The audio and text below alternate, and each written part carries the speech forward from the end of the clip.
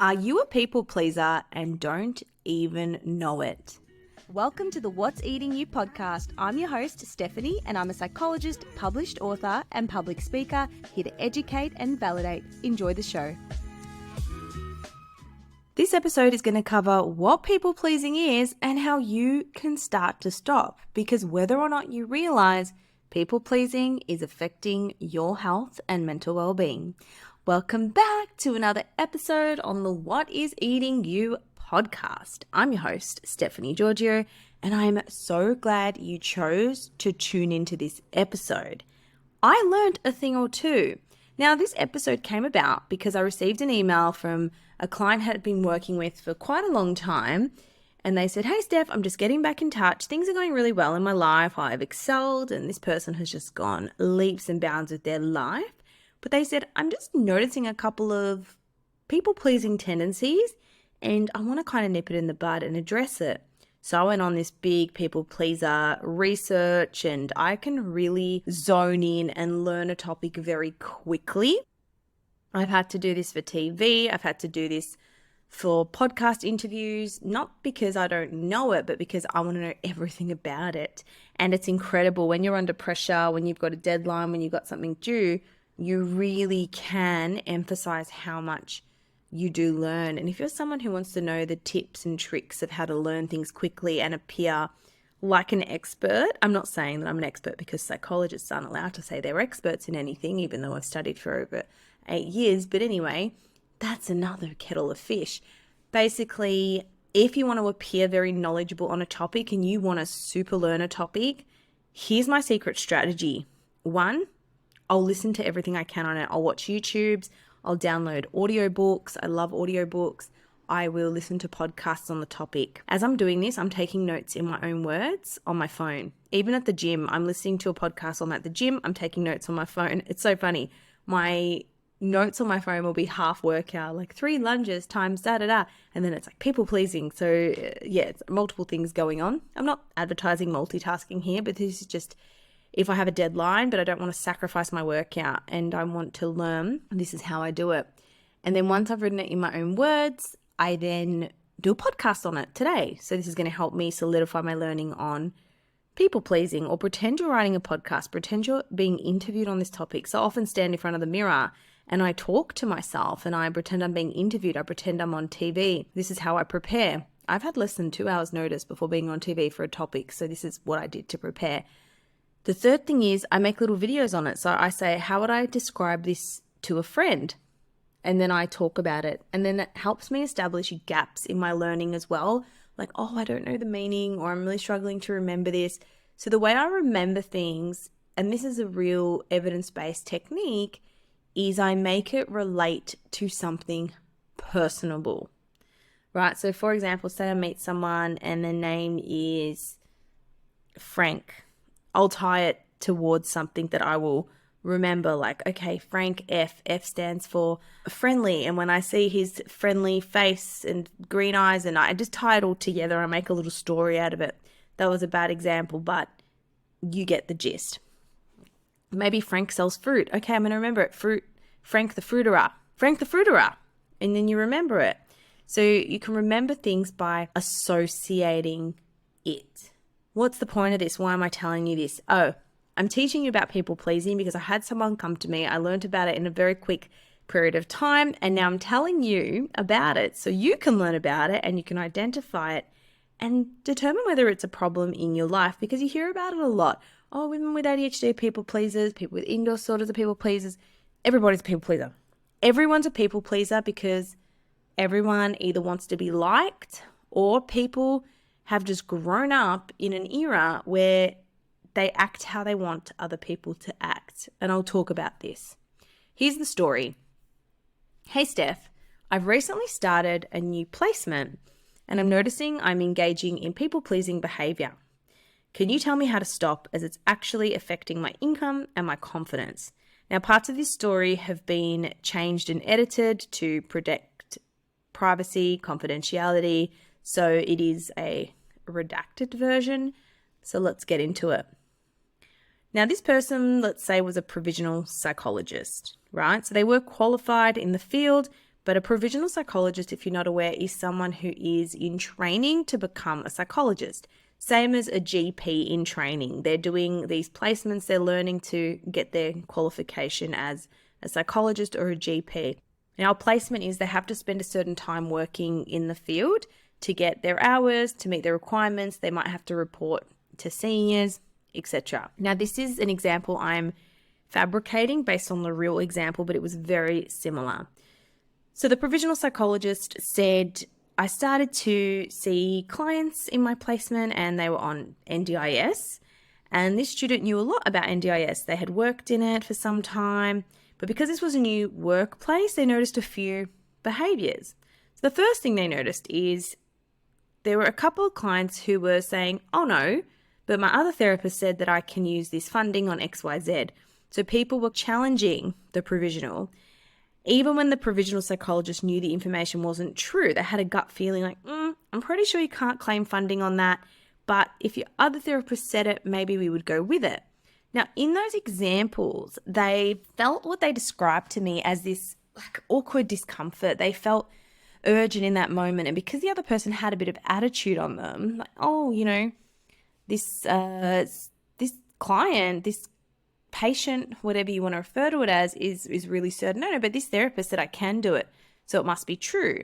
And they're on placement, so they're questioning themselves, even though deep down, I know that's not true, but I just want this weirdness to go away. The student just said, okay, if your other therapist said, then that's the case, and that's the case. And they felt this urgency to do what the person wanted them to do. Now, whether you work in retail, whether you work in a service-based business, it can be really easy to succumb to this. I've had it too. I've experienced it. We all have. Now, the second instance that the provisional psychologist mentioned was about fees for service. So even though a particular client agreed on a form, they sign a form, they tick the box, they agree to a fee, they would still say, oh, I don't have to pay for this. You're not fully registered. You're not a licensed professional yet, are you? The provisional felt obliged to either, okay, no, you don't have to, or they discounted the rate when it would affect their income. So this affected how much they were getting paid for the job. So how is this people pleasing, and what is people pleasing? People pleasing is a survival strategy based on how you think other people want you to act. So it means we're acting in the way we think that other people want us to act. And it's a survival strategy. This developed at some point in your life for survival. So I want you to think back. If you act in ways other people want you to act, where did this come from? Where did it develop? And I explored this with the person in question. I said, where do you think this came from? And they said, ever since I was a kid, I wasn't allowed to feel emotions. I wasn't allowed to be angry. I wasn't allowed to be bad. I wasn't allowed to feel anything. So I just learned to be the good girl. I just learned to be the good kid. I learned to act how my parents wanted me to act. Because if I acted good, then I either avoided pain, I avoided trouble, or for many children, they get attention. They get noticed. So when I people please and I do what mummy wants, I get attention. And children need attention to survive. So as you can see, it is a useful strategy in childhood.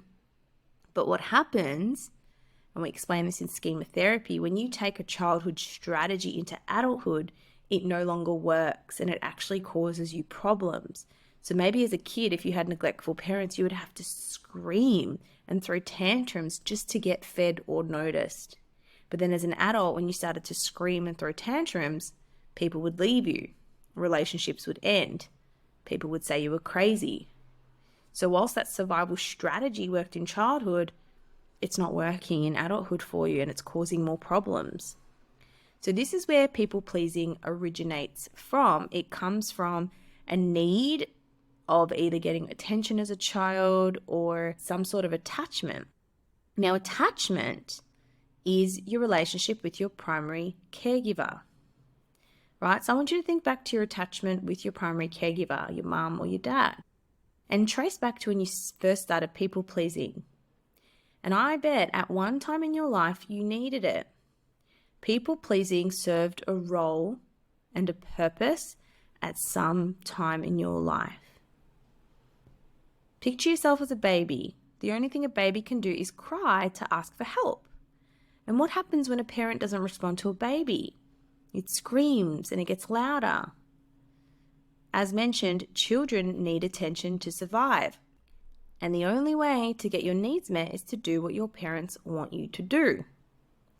But then what happens is your other needs don't get met. And this is the start of an attachment wound.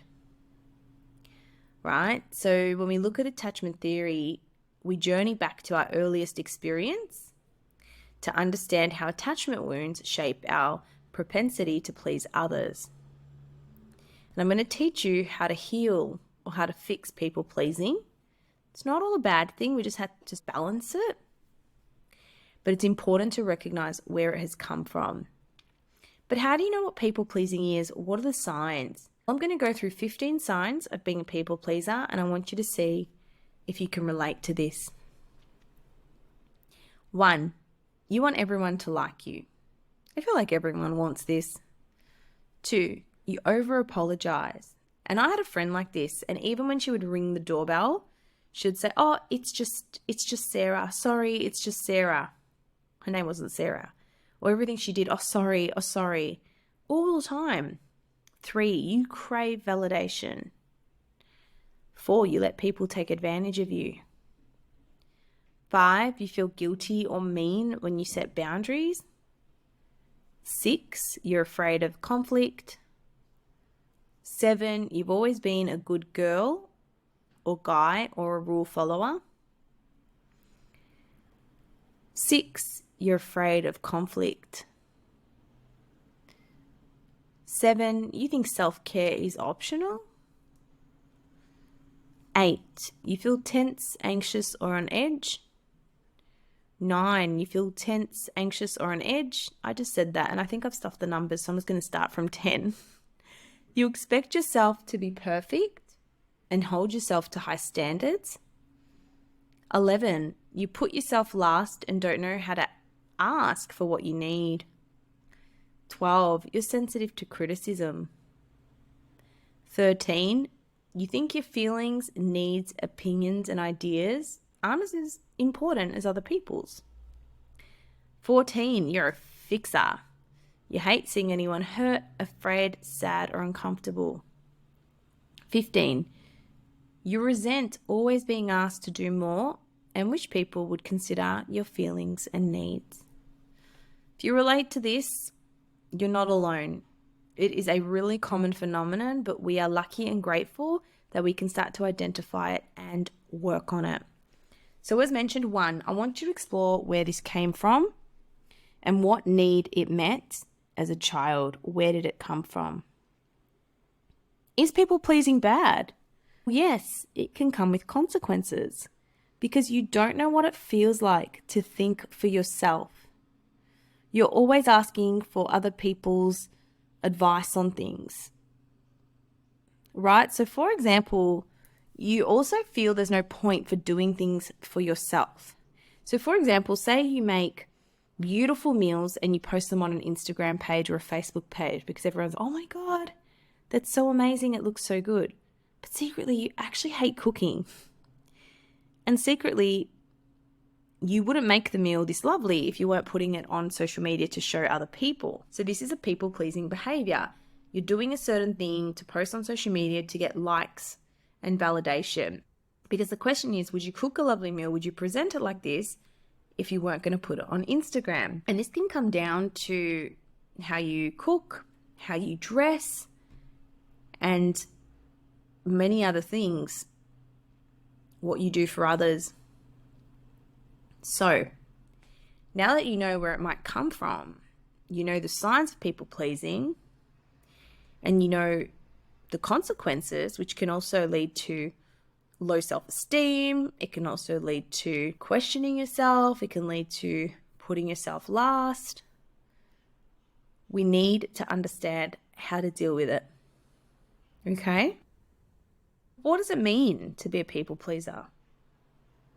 It means that you can lose motivation easily because even if it's something you like, you don't see a point doing it if there is no social validation. Now, people who are people pleasers, they also go through frequent identity crises. They might change their hair color. They might change their style or their outfit or their hobbies because they don't know what it's like to think for themselves. They've always been performing for other people. They're also known as human chameleons or shapeshifters. So the key is to really start to understand, what do I like and what do I want? Especially women with ADHD, they are so used to this because they've been living a life where they're scared to get in trouble. Now, the way we deal with this is through self-compassion. Ew, self-compassion. Trust me, it works. Okay? So the first thing you need to do is you need to start to identify where you're people pleasing. So for example, we identified with this person I was speaking to in those instances in her work. So doubting herself when she knew the answer. And then we also saw how she was changing her rates to make the other people happy. And I said, well, let's go through that. Did you want to get rid of the discomfort you're experiencing? And she said, yes. I said, did your decision feel urgent? And she said, yes. So I want you to go into when you're people pleasing and notice how your body feels. People pleasing decisions come from a place in your body or in your mind, a place of urgency.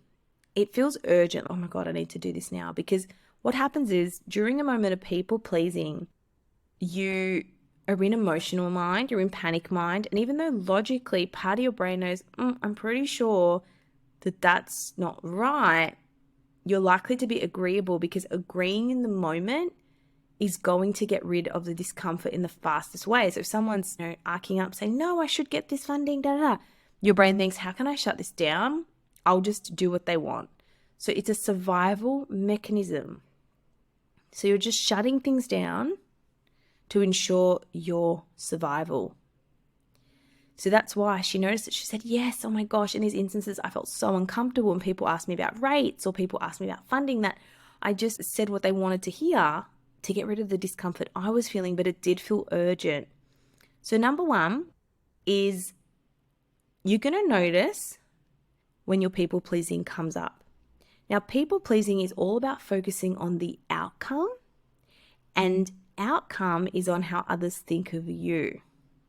So if the outcome is, what is this person going to think of me? So for example, if this person asks my fee and I said it's this much money and they think, oh my gosh, she's ripping me off, then it's people pleasing because you're worried about how they're going to think of you. You're not thinking in that moment, I have a child I need to feed, or I've got a family I got to look after. So it's people pleasing is when your decision is focusing on the outcome of how other people are going to see you. So notice whether your focus is on a social outcome, and notice how it's taking you out of the moment of doing the right thing or enjoying that moment. So what we want to do is start to become more mindful and to say, okay, what's my mind focusing on? Am I focused on what the other person is thinking? And I want you to bring your attention back to the here and now. Okay, I'm pretty sure that this person isn't meant to get funding, or I'm pretty sure that I don't need to discount my rate or change my rate. Number two is, as I mentioned before, when you're making a decision, I want you to ask yourself, is this coming from a place of urgency? Where is this coming from in my body? Am I feeling it in my gut? Am I feeling it in my chest? And here's the most important thing. I want you to question your motivation for that decision. Switch the energy for wanting to please to moving into what you want to really do. Now, this brings me to number three, which comes down to shifting your identity. Because a lot of your personal identity, if you're a people pleaser, is I just want to make people happy. I just want to help people. We need to reverse this identity. And the reason people struggle with this is they think, oh, but I can't be a people hater. They think the opposite to people pleasing is people hating, but it's not. It's hard to stop people pleasing, I get it, because it feels good to a certain extent. But remember, it's coming at the cost of you. So we don't want to hate people. We don't want to become a people hater. We want to just add you to the equation. Putting yourself first, it doesn't mean putting yourself last.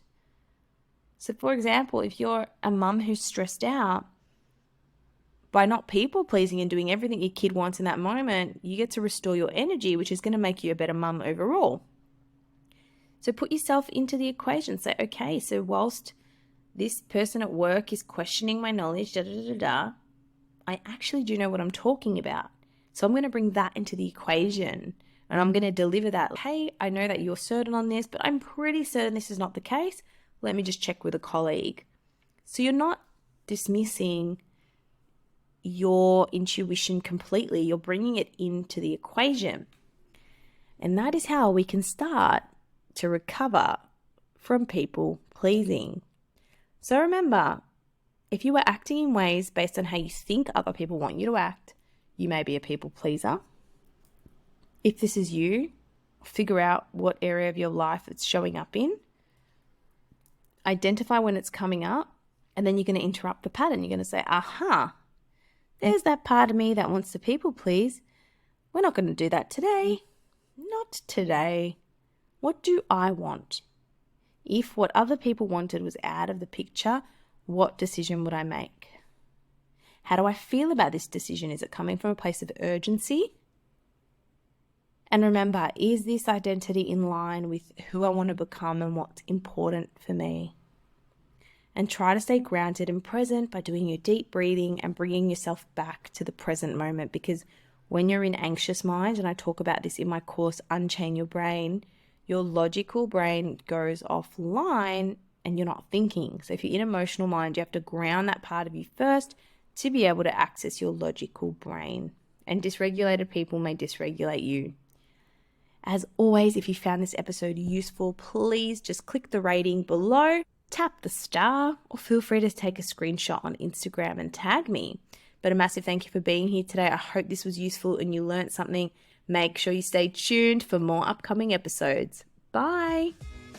Thank you for listening to today's episode. I am truly grateful for you being here. If you got something out of today's show, please take a moment to leave a rating or review. To access more resources or support, check out the show notes below. See you next time.